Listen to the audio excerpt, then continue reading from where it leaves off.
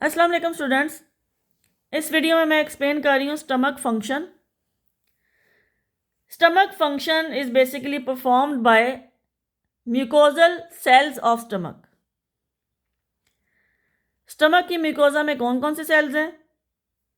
Number 1 surface mucus cells and second gastric glands या gastric gland cells भी इनको बोलते हैं।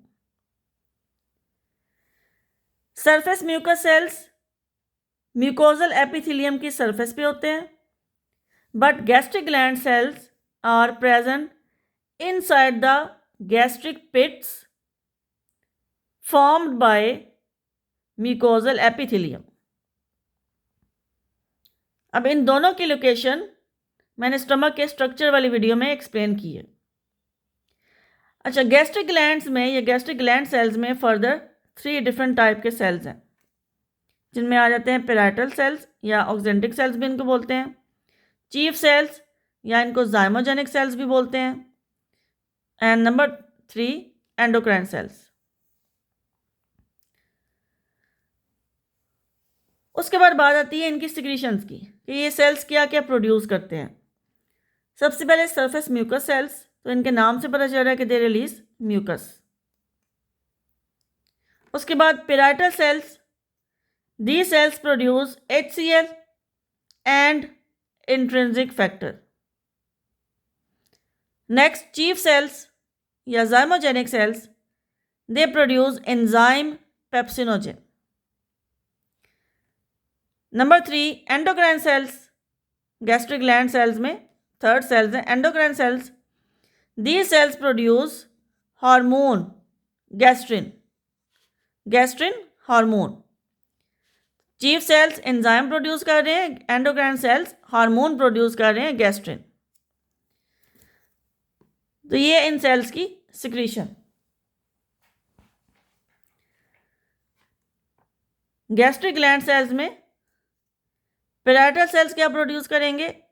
HCl and intrinsic factor. Chief cells क्या प्रोड्यूस करेंगे? Pepsinogen enzyme. एंडोक्राइन सेल्स क्या प्रोड्यूस करेंगे? हार्मोन, जिसका नाम है गैस्ट्रिन। उसके बाद ये जो सिक्रीशंस हैं, इनके फंक्शंस क्या हैं स्टमक के अंदर? सो फंक्शंस में सबसे पहले mucus released by mucus cells, इसका क्या फंक्शन है? म्यूकस अल्कलाइन होता है। अब ये अल्कलाइन है, इसलिए ये स्टमक की एपिथेलियम को स्टमक के एसिडिक एनवायरनमेंट से प्रोटेक्ट करता है, क्योंकि स्टमक के अंदर एसिड प्रोड्यूस होना है, जिसकी वजह से स्टमक के अंदर एसिडिक एनवायरनमेंट होगा। अब वो एसिडिक एनवायरनमेंट स्टमक की एपिथेलियम को डैमेज ना करे, उससे ये म्यूकस एपिथेलियम को प्रोटेक्ट करेगा उस डैमेज से। Plus it also lubricates the epithelium of stomach. उसके बाद पेराइटल सेल्स HCl जो प्रोड्यूस कर रहे हैं, उसका क्या फंक्शन है?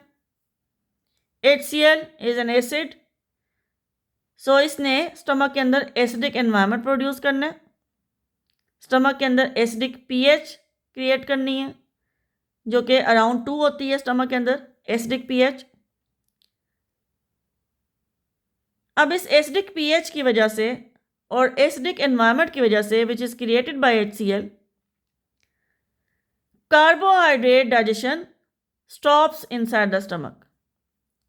अब ये कार्बोहाइड्रेट डाइजेशन ओरल कैविटी में हो रही होती है, जो कि एंजाइम एमाइलेज करता है, सलाइवरी एमाइलेज। लेकिन जैसे ही फूड स्टमक में एंटर होगी एसोफेगस से, तो ये डाइजेशन स्टॉप हो जाएगी। एमाइलेज कार्बोहाइड्रेट की डाइजेशन नहीं कर सकेगा स्टमक के अंदर। क्यों? Due to acidic pH inside the stomach, क्योंकि सलाइवरी एमाइलेज फंक्शन करता है इन न्यूट्रल pH, जो कि ओरल कैविटी के अंदर होती है।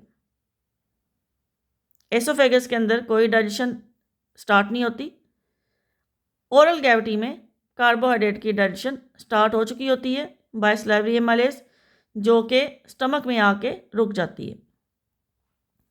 अब इस पे ये शॉर्ट क्वेश्चन भी आता है कि why carbohydrate digestion stops inside the stomach, या why amylase can not function inside the stomach. So इसका आंसर क्या है? Acidic pH. Carbohydrate digestion stops due to acidic pH या acidic environment inside the stomach, as in acidic environment amylase, salivary amylase cannot perform its function। अच्छा, इसके अलावा HCl का और क्या काम है? It also stimulates protein digestion. Carbohydrate के डाइजेशन को इसने रोक देना है और प्रोटीन्स के डाइजेशन को इसने स्टार्ट करना है और स्टिमुलेट करना है। It also activates pepsinogen. Pepsinogen जो कि एक एंजाइम है, वो एक इनएक्टिव फॉर्म में रिलीज होता है।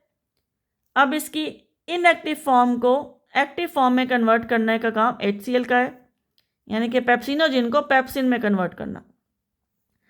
इसके अलावा HCl बैक्टीरिया को डिस्ट्रॉय करता है।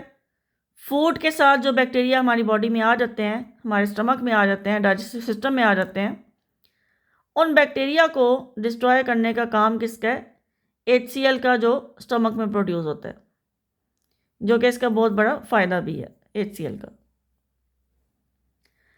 HCl के बाद नेक्स्ट सिक्रीशन है पैराइटल सेल्स की intrinsic factor, which is a glycoprotein, combination of carbohydrate and protein. इसका क्या काम है? इसका ये फंक्शन है कि it binds with the vitamin B12, और फिर विटामिन B12 की जब स्मॉल इंटेस्टाइन में एब्जॉर्प्शन होगी, तो स्मॉल इंटेस्टाइन में, इलियम में, विटामिन B12 की एब्जॉर्प्शन को इस फैक्टर ने हेल्प करना है। तो इट मीन्स कि विटामिन B12 की हमारी बॉडी में स्मॉल इंटेस्टाइन में एब्जॉर्प्शन के लिए ये इंट्रिंसिक फैक्टर बहुत ज़्यादा ज़रूरी है। सो इस इंट्रिंसिक फैक्टर का डायरेक्टली स्टमक के अंदर कोई फंक्शन नहीं है। स्टमक के अंदर इसने जस्ट विटामिन B12 के साथ बाइंड करना है और स्मॉल इंटेस्टाइन में जाके इसने काम करना है जब टाइम आएगा विटामिन B12 की एब्जॉर्प्शन का। तो ये आपने याद रखना है कि इसने विटामिन B12 की एब्जॉर्प्शन स्टमक में नहीं करवानी, क्योंकि स्टमक के अंदर कोई एब्जॉर्प्शन नहीं होती। स्टमक में सिर्फ डाइजेशन होती है, वो भी प्रोटीन्स की सिर्फ। तो ये विटामिन B12 की एब्जॉर्प्शन करवाएगा, लेकिन स्मॉल इंटेस्टाइन में जाके। फिर उसके बाद चीफ सेल्स प्रोड्यूस कर रहे हैं एंजाइम पेप्सिनोजिन, जो कि मेन एंजाइम है प्रोटीन्स के डाइजेशन के लिए, बट ये प्रोड्यूस होता है अपनी इनएक्टिव फॉर्म में। पेप्सिनोजिन इनएक्टिव फॉर्म है इस एंजाइम की। एक्टिव फॉर्म क्या है? पेप्सिन। अब पेप्सिनोजिन को पेप्सिन में किसने कन्वर्ट करना है? HCl, जो कि HCl के फंक्शन में से एक फंक्शन भी है। तो जब ये अपनी एक्टिव फॉर्म में कन्वर्ट हो जाएगा, तो इसने अपना फंक्शन स्टार्ट कर देना है, which is digestion of large polypeptide chains into smaller polypeptide chains, यानी कि प्रोटीन डाइजेशन इसने स्टार्ट कर देनी। फिर यहाँ पे भी क्वेश्चन बन सकता है, शॉर्ट क्वेश्चन, के why pepsinogen is secreted in inactive form. ये जो चीफ सेल्स हैं, ये डायरेक्ट पेप्सिन क्यों नहीं प्रोड्यूस करते? तो इसका आंसर है कि in active form pepsin can damage the cells of the stomach wall, that's why it is secreted in inactive form. तो जब इसने अपना फंक्शन परफॉर्म करना है, तब इसको एक्टिवेट कर दिया जाता है। उसके बाद लास्ट है endocrine cells, third type of gastric gland sales, जो कि प्रोड्यूस करते हैं हार्मोन गैस्ट्रिन। ये कोई एंजाइम नहीं प्रोड्यूस करते, ये हार्मोन प्रोड्यूस कर रहे हैं, गैस्ट्रिन हार्मोन। इस हार्मोन का क्या काम है? ये हार्मोन ब्लड सर्कुलेशन से ट्रेवल करेगा और पैराइटल सेल्स और चीफ सेल्स को ये स्टिमुलेट करेगा कि वो अपनी सिक्रीशन प्रोड्यूस करें, यानी कि गैस्ट्रिक जूस प्रोड्यूस करें। ओवरऑल स्टमक की जो सारी सिक्रीशन होती है, that is called gastric juice. तो गैस्ट्रिन जो है, वो गैस्ट्रिक जूस की सिक्रीशन को स्टिमुलेट करवाता है। गैस्ट्रिक जूस की सिक्रीशन जो कि इन सेल्स ने करनी है।